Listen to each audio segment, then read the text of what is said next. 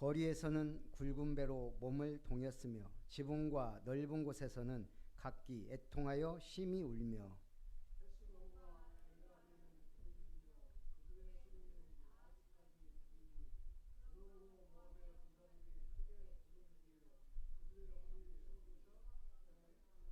내 마음이 모압을 위하여 부르짖는도다. 그 피난민들은 소알과 에글랏 슬리시아까지 이르고 울며 루힛 비탈길로 올라가며 호로나임 길에서 패망을 울부짖으니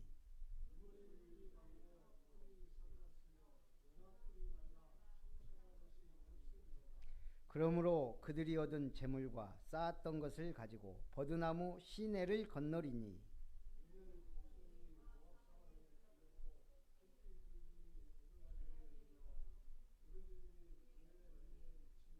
같이 봅니다. 디몬 물에는 피가 가득함이로다. 그럴지라도 내가 디몬의 재앙을 더 내리되 모압에 도피한 자와 그 땅에 남은 자에게 사자를 보내리라. 아멘. 지금 이사야서 13장부터 23장까지 이스라엘 주변 국가들에 대한 경고와 심판의 내용이 기록됩니다. 그 가운데 앞에 13, 14장은 바벨론에 대한 심판, 그리고 15, 16장은 모압에 대한 하나님의 심판을 말하고 있습니다. 제가 오늘까지 온 문자를 한번 쭉 정리해 봤어요. 선거 오늘까지, 임종기의 약속, 김미연 특별시의원 후보, 왕조 이동 기호 5번 강영구, 고영섭 최종 지지 호소문, 손은모 순천시장 후보, 광양시민 정인화, 박성현 광양시장 후보, 천호성 전북교육감 후보, 양동진 순천시의원 후보, 이남호 전북교육감 후보, 조국혁신당 군산시장 후보, 김대중 전남광주 특별시 교육감 후보, 일가 정수진 덕연 조국시의원 후보, 이정선 전남광주 교육감 후보, 노광규 선택 부탁드립니다. 왕조 이동 무소속 기호 5번, 이정선 전남광주 교육감 후보. 이런 문자가 저한테 계속 왔어요.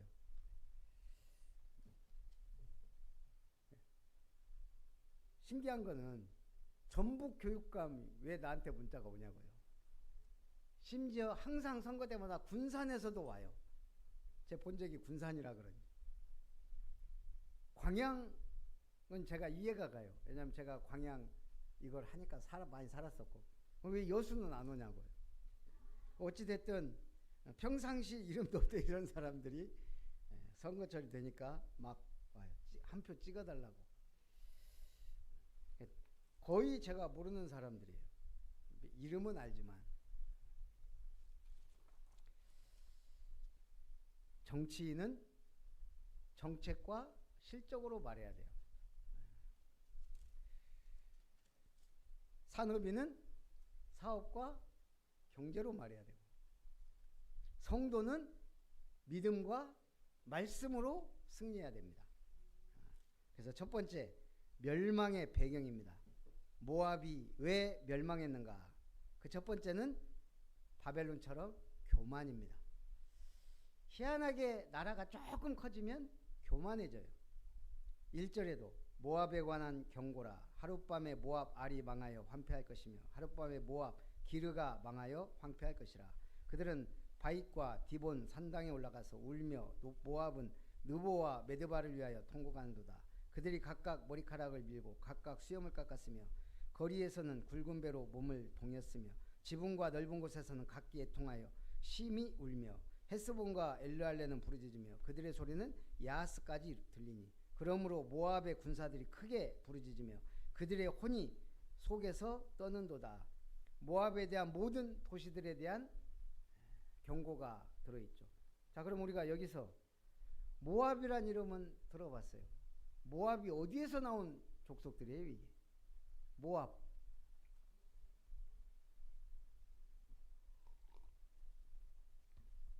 아까 우리 권사님이 오빠한테 이사야서 읽고 왔냐고 그랬죠. 읽기만 하는 게 아니고 연구를 좀 해야 돼요. 그러면 오늘 재밌어요. 모압이 누구냐? 누구요? 요셉? 롯. 그렇죠. 롯은 누구예요? 아브라함의 조카예요. 그러니까 아브라함의 아버지가 데라예요. 이 데라가 자식들 낳았는데 그 중에 형이 하란이고 동생이 아브라함이에요. 이 형의 하란의 아들이 롯이에요. 하나님이 아브라함에게 뭐라 그랬죠? 너는 본토 친척 아비 집을 떠나라. 이 말은 누구 데려오라 이 말이 아니거든요. 네 가족 부인과 자식만 데리고 떠나라 이 말이거든요. 자식 없으니까 부인. 근데 이제 불안하잖아요. 어디로 가는지도 모르고. 그러니까 안전장치 롯을 같이 데리고 나온 거죠. 그래가지고 같이 나왔는데 처음에는 좋았어요. 근데 이제 가축이 많아지고 종들이 많아지고 하니까 이제 둘이 싸우기 시작하는 거예요. 서로 좋은 목초지를 차지하려고 그러고 그 종들이 막 싸우고. 그때 아브라함이 결단 내린 거예요. 아, 하나님이 나를 복 주시려고 불렀구나. 그러면 우리 포도도 장가지를 찾고 쳐야 새순이 나거든요. 새 열매가 나고. 아들이 없으니까 의지한 거거든요. 그것도 불신앙이에요. 그 불신앙을 버린 거죠.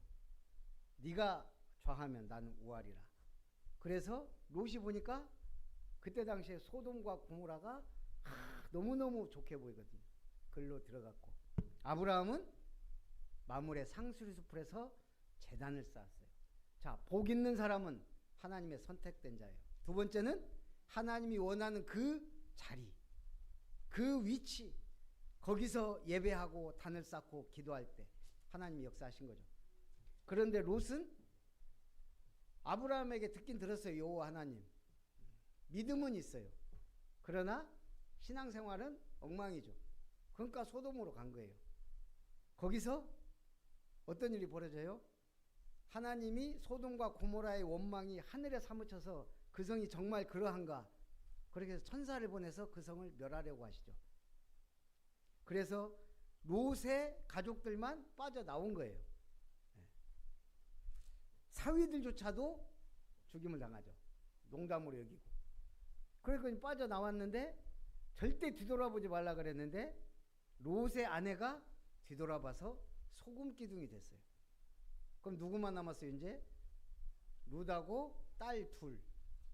그래갖고 이제 어디로 가냐? 소알로 가기가 무서우니까 산으로 가서 굴에 들어간 거예요. 이제 굴에 들어갔는데 이 두 딸이 사위들은 다 소알에서 죽었지. 아버지하고 자기들이 후손을 낳아야 되겠는데 남편들은 없지. 그러니까 둘이 공모를 해요. 우리가 아버지 포도주 먹이고 취한 다음에 들어가자. 동침하자. 그렇게 해서 첫째 날은 아버지 술 먹고 뻗었을 때 첫째 딸이 가서 동침하고, 다음 날은 이번엔 네가 들어가 그래서 두 번째는 둘째 딸이 들어가. 이 성경에 보면 웃겨요. 별의별 일이 다 있어요. 그래서 첫째 딸이 낳은 아들이 모압이에요. 그게 모압의 후손이 돼요. 그러니까 롯의 후손이죠. 둘째 딸이 낳은 아들이 베남미예요. 그 족속이 암몬 족속이에요. 어찌 보면 아브라함의 형제 국가거든요. 그렇잖아요. 그 후손이. 근데 이스라엘하고 계속 대적이 돼요.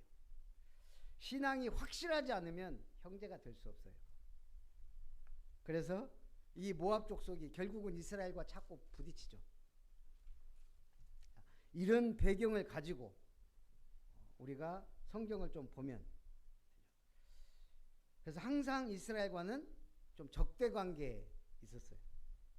그러다가 열왕기하 3장에 보면 이스라엘과 모압이 대대적으로 한판 붙어요.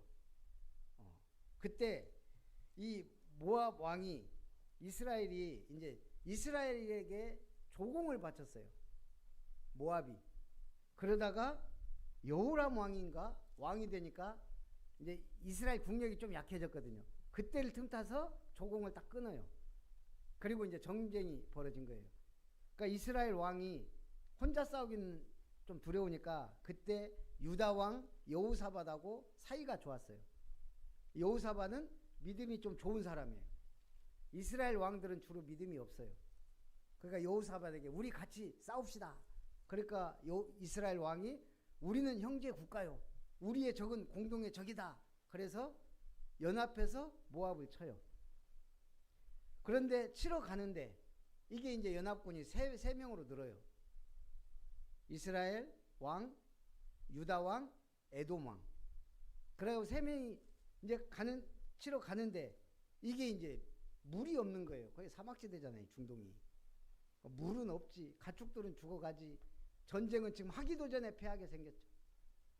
그때 이스라엘에는 엘리사라는 능력의 선지자가 있었어요. 그러니까 여호사밧이 믿음이 좋잖아요. 여기 여호와의 선지자가 없냐? 아, 엘리사가 있다. 갖고 불러서 얘기해요.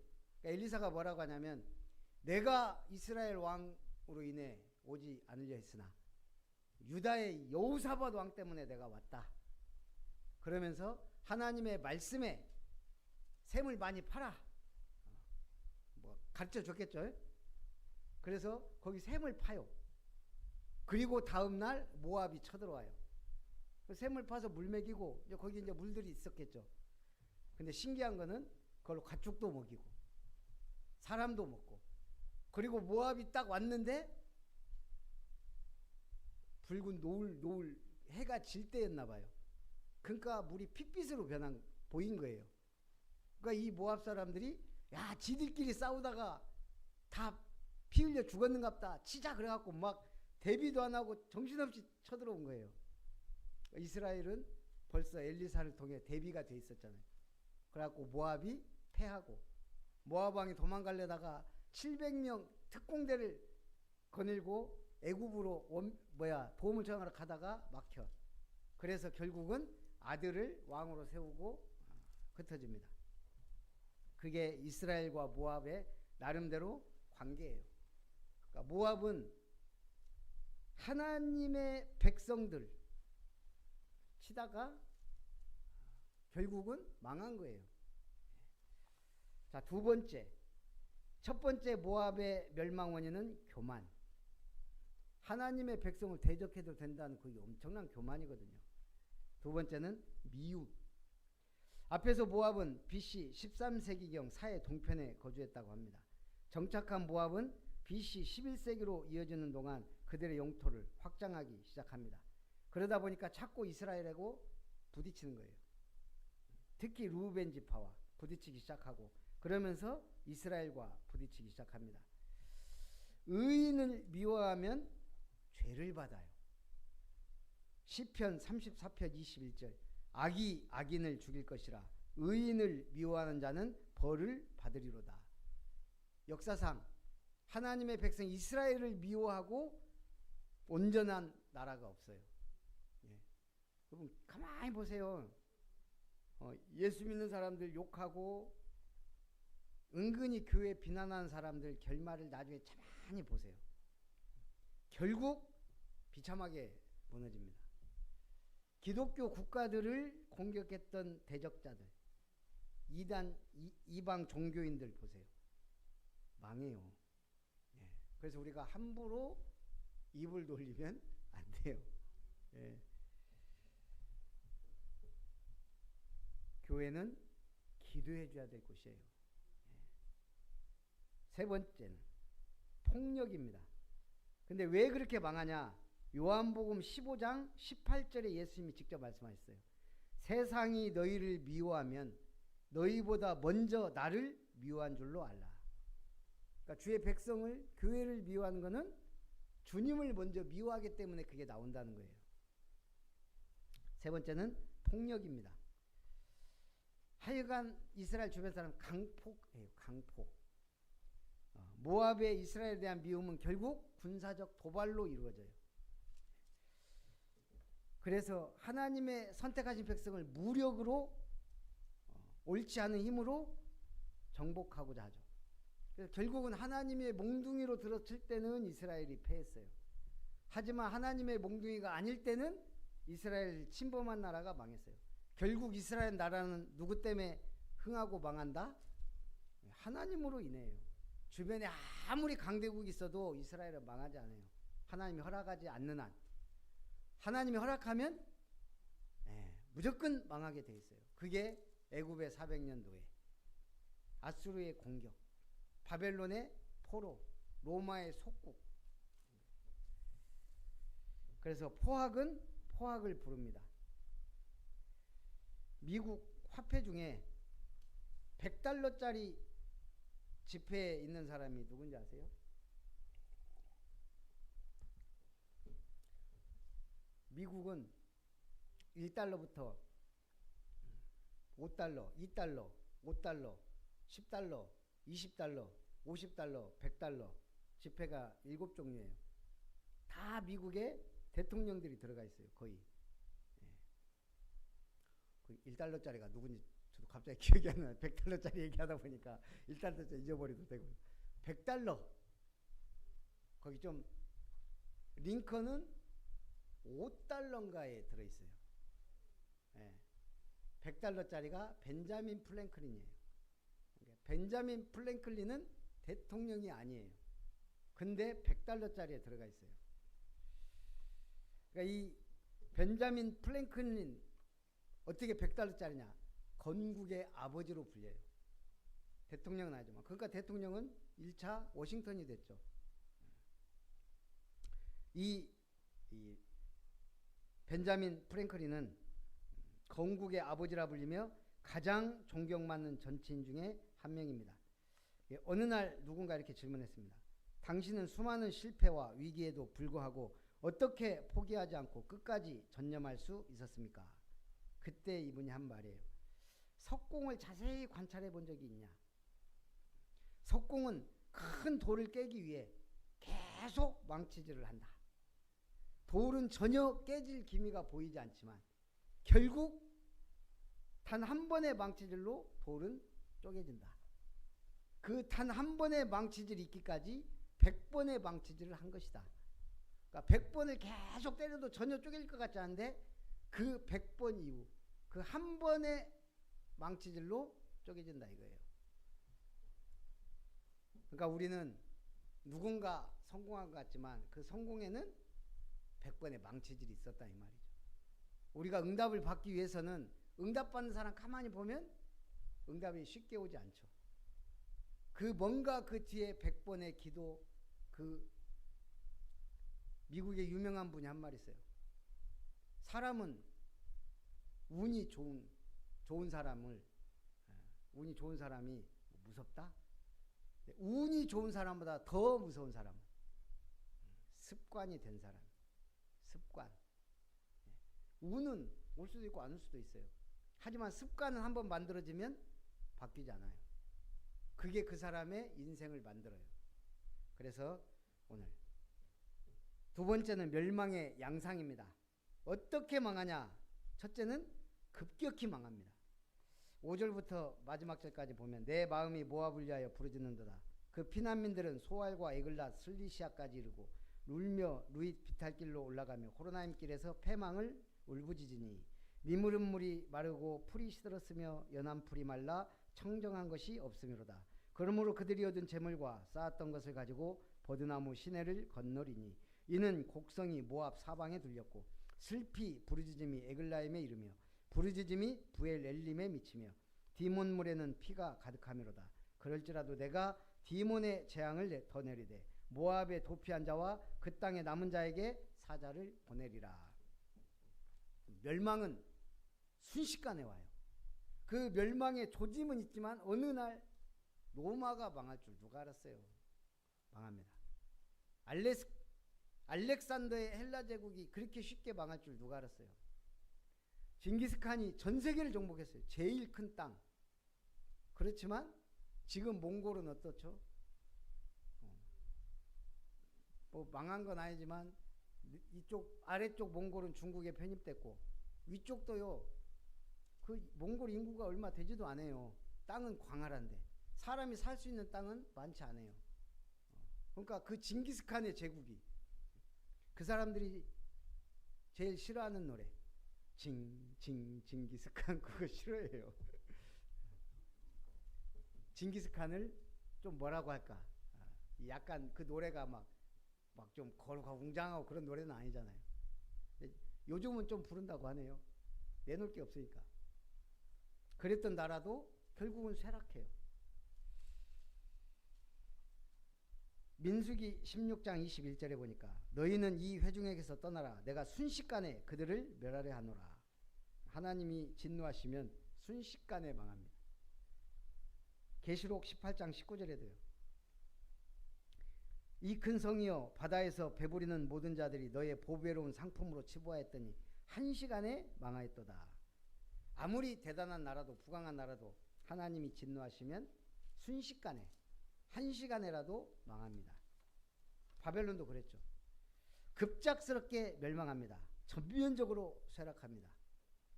모압은 급작스럽게 멸망했을 뿐만 아니라 심판을 받았습니다. 오늘 예수님이 마태복음 24장 37절 39절에 보면 뭐라 그랬죠? 노아의 때와 같이 인자의 임함도 그러하리라. 홍수전에 노아가 방주 만들고 들어갈 때까지 사람들은 관심이 없었어요. 노아가 120년 동안 방주를 만드는 동안 저 미친 노인네가 산에서 배를 만드네? 그러고 있었을 거예요.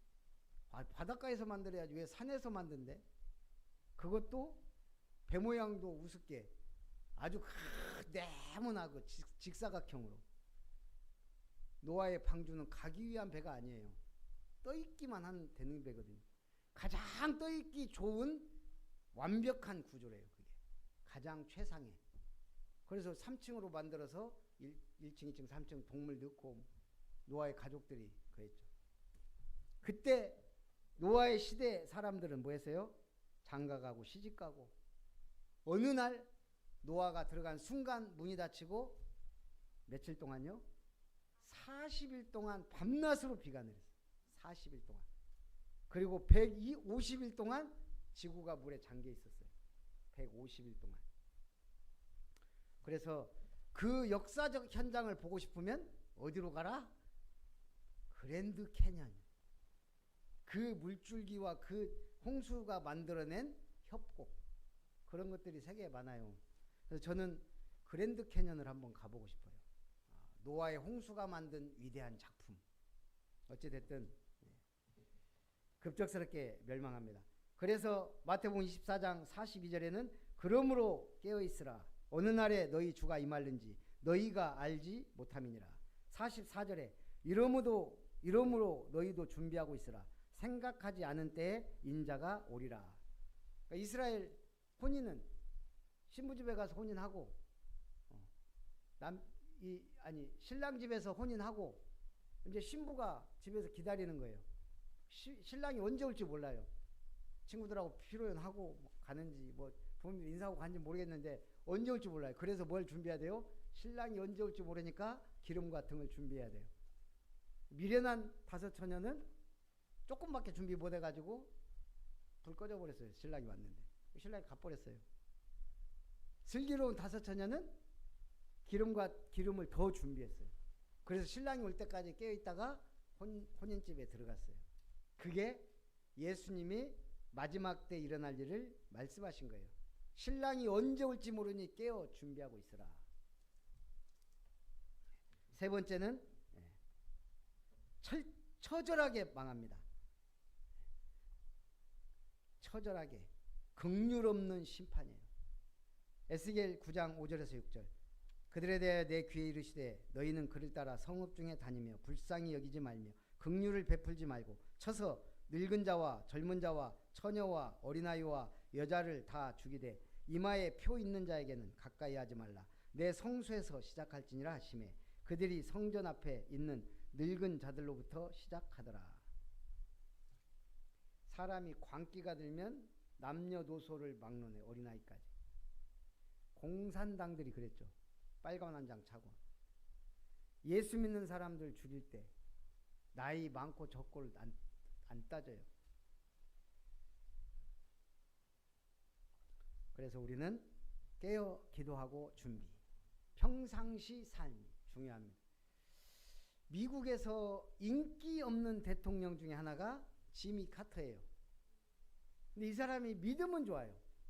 근데 뭐 정책상 뭔가 뭐 크게 특별하게 한 일이 없나 봐요. 별로 한 일이 없는, 인기가 없는 대통령이 지미 카터예요. 근데 이 사람이 복음을 전해요. 항상 고르바초프한테도 세계 정상들한테도 예수님 전하는 거예요. 일은 잘 못했나 봐요. 어찌됐든 인기 없었는데 이분 대통령직을 그만두고 그때부터 빛을 발하기 시작했어요.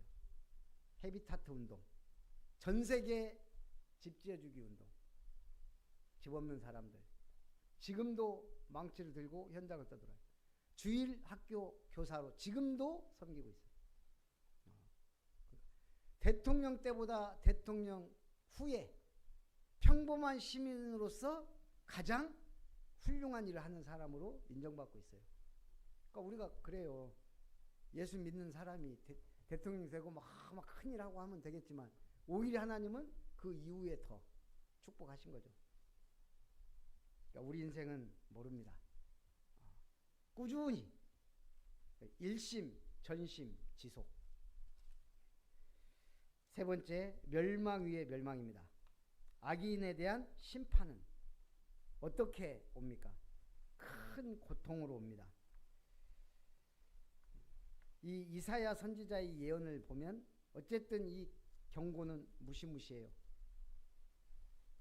계시록 6장 15절 17절에 보니까 땅의 임금들과 왕족들과 장군들과 부자들과 강한 자들과 모든 종과 자유인이 굴과 산들의 바위 틈에 숨어 산들과 바위에게 말하되 우리에게 떨어져 보좌에 앉으신 이의 얼굴에서와 그 어린 양의 진노에서 우리를 가리라.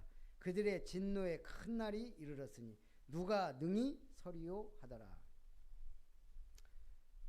그날은, 진노의 날은 오직했으면 산들과 바위가 우리 위에 떨어져서 우리를 죽여달라고 할 만큼 큰 고통의 날이 될 것이라는 거예요.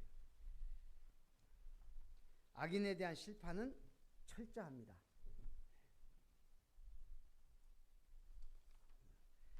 소돔과 고모라의 멸망, 어떻게 멸망했죠? 창세기 19장 24절 25절에 보니까 여호와께서 하늘 곧 여호와께로부터 뭐가 내려왔어요? 유황과 불. 유황과 불을 소돔과 고모라에 비같이 내리사 그 성들과 온 들과 성에 거주하는 모든 백성과 땅에 난 것을 다 엎어 멸하셨더라. 한 번씩 이렇게 보면요, 이제 불과 유황이 하늘에서 떨어진 적은 근대 없죠. 구약시대만 있어요. 그런데 무시무시한 게 떨어진 적들이 많아요. 특히 미국이나 그게. 뭐가 떨어져요? 하늘에서? 우박. 우박이 주먹만한 우박들이 떨어지면요, 차 유리 다 깨지고 막 다 부서지더라고요. 집이고 뭐고. 생각해 보세요. 근데 애굽에는 불과 유황과 우박까지 떨어졌어요. 그러니까 이게 우박만 떨어져도 무시무시하거든요. 그러니까 우리나라는 그나마 복된 나라예요. 그런 재앙은 별로 없었으니까.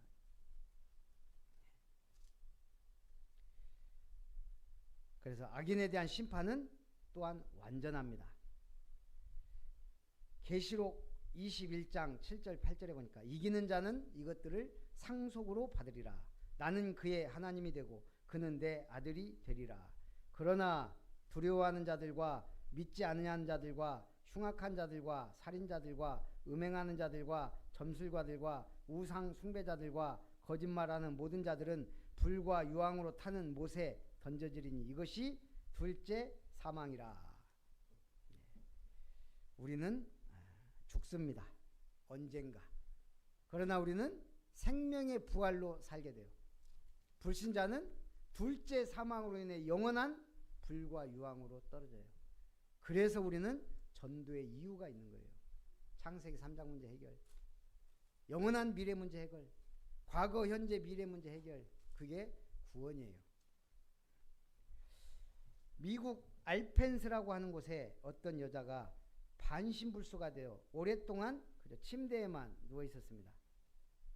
여자가 반신불수가 돼서 계속 침대에 이런 생활하다가 어느 날 내가 누워서 할 수 있는 일이 무엇일까 생각해 본 거예요. 그러면서 기도한 거예요. 근데 이분이 그림 그리기를 좋아했어요. 그래서 내가 누워만 있는 것보다 내가 좋아하는 일을 하자. 그리기 시작한 거예요. 주로 뭘 그렸냐? 이 꽃 같은 거, 이걸 사실적으로 그리기 시작했어요. 그래가지고 유명한 화가가 됐습니다. 유명해지니까 이제 원하는 것들을 얻을 수가 있잖아요. 그래서 이제 꽃들을 다, 모든 들꽃, 알펜수 주에 있는 모든 들꽃을 그리기 시작합니다. 500여 종의 야생화를 그렸어요. 500종. 그걸 하버드 대학에서 요청한 겁니다. 하버드에서 우리가 이걸로 연구하겠다. 우리 연구실에서. 얼마나 대단해요. 근데 알펜수주에서 이 보배를 다른 데 보낼 수 없다. 그래서 그 역사관을, 기념관을 만들었어요. 그리고 인정을 받은 거예요. 어저께 밤에 퇴근하고 집사람이랑 왔는데, 우리 오늘 쉬는 날인데 수요일이라 온전히 모시니까 그냥 캠핑 떠나자. 우리 벌교 장양 갔거든요. 그래서 이제 아침에 의자에 앉아 가만히 있는데 뭐 할 것도 없고 그냥 좋더라고요. 바람 슬슬 불고. 근데 토끼풀이 아직 많이 있어요. 토끼풀 있잖아요. 클로버가. 꽃들이 잠깐, 꿀벌들이 계속 날아다니면서 클로버 집사람이 저렇게 작은 꽃도 꿀이 있는 것 같네. 저도 그동안에 꿀벌들이 클로버에 앉는 걸 별로 봤는지 안 봤는지 잘 모르겠지만 관심은, 이번에 보니까 그 클로버 그 꽃에도 꿀들이 많이 있나 봐요. 꿀벌들이 계속 돌아다니더라고요. 예, 그래서 야, 하나님이 참 저렇게 작은 생물도 꽃을 피워서 벌을 유혹하는데, 생존 전략이에요. 우리는 신앙의 꽃을 피워야 벌떼들이 옵니다. 불신자들이 보고 와요. 그걸 보고 증인이라 그래요. 신앙의 꽃을 피우시기를 주님의 이름으로 축복합니다. 그러면 열매를 맺습니다. 살아계신 하나님, 다메섹에 관한 경고, 바벨론에 관한 경고, 그리고 모압에 관한 경고, 참으로 하나님의 백성들을 교만하여 대적하고 강포와 포악으로 사람들을 죽이기를 눈썹 하나 까딱하지 아니한 이런 악인들이 세상에 존재하고 악한 세상을 지배하는 사단의 존재를 알고 오늘 우리는 영적으로 무장하고 깨어 준비하며 마지막 날을 향하여, 마지막 때를 향하여 복음운동의 시스템을 세우는 교회가 되도록 기도하고 헌신하고 하나님 앞에 영광 돌리기를 원합니다. 주님 홀로 영광을 받아 주옵소서. 살아계신 주 예수님의 이름으로 기도하옵나이다. 아멘. 받으신 말씀과 은혜를 생각하면서 찬송 524장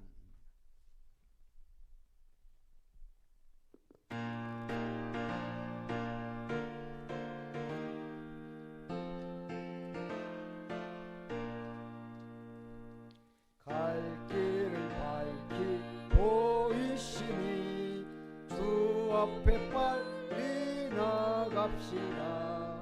우리를 찾는 구주 예수 곧 오라 하시니 죄악 벗은 우리 영혼은 기뻐 뛰며 주를 보겠네. 하늘에 계신 주 예수를 영원히 섬기리.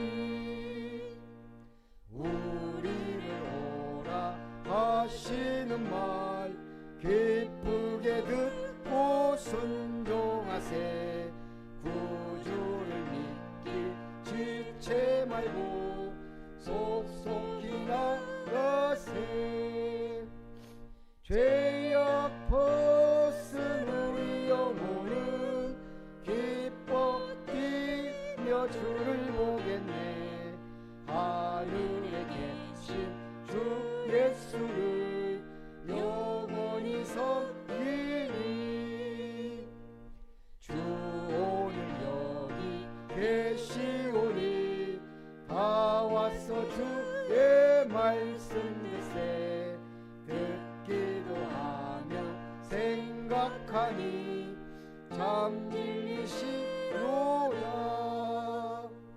죄악 벗은 우리 영혼은 기뻐 뛰며 주를 보겠네. 하늘에 계신 주 예수를 영원히 섬기리. 아멘. 우리 축도로 예배를 마치겠습니다.